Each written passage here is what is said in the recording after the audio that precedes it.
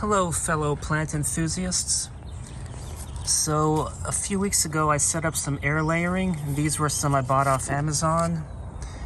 Here's an old hydrogen peroxide bottle, and this is an older growth, so it will be interesting to see if this stem will actually root.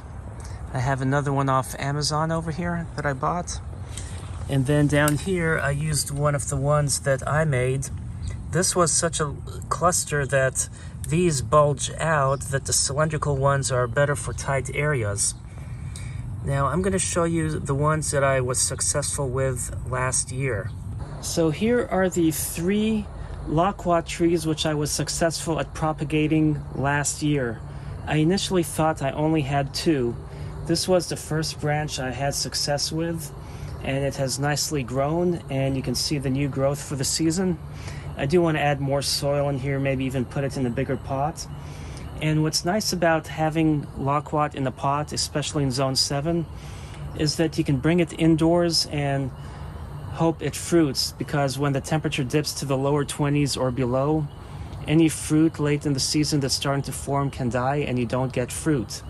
I was fortunate last year of actually having one piece of fruit that I was able to try, because we had the milder winter, but typically they don't produce fruit in zone 7. Anyway, then I had a smaller branch, and you can see how the top is growing nicely on this. Now that one there, let me get a close-up and talk about that. So this branch I initially cut off thinking it had not rooted and was not successful, but I noticed little teeny weeny stubs right where I made the incision to prepare the air layer. So I'm like, let me try. So I stuck it in the pot, and all winter it was leaning on its side. So a few weeks ago I stood it back up, but I noticed that it had stayed alive. Usually when you take cuttings of a Loquat that don't have roots, it's hard to root them unless you do air layering.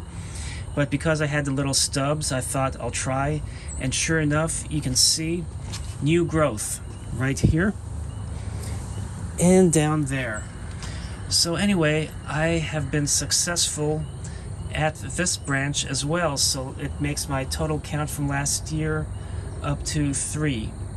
Well, I hope you enjoyed this video. I hope you found it interesting, and if you've had trouble propagating with air layering your Loquat trees, I hope you found this inspiring.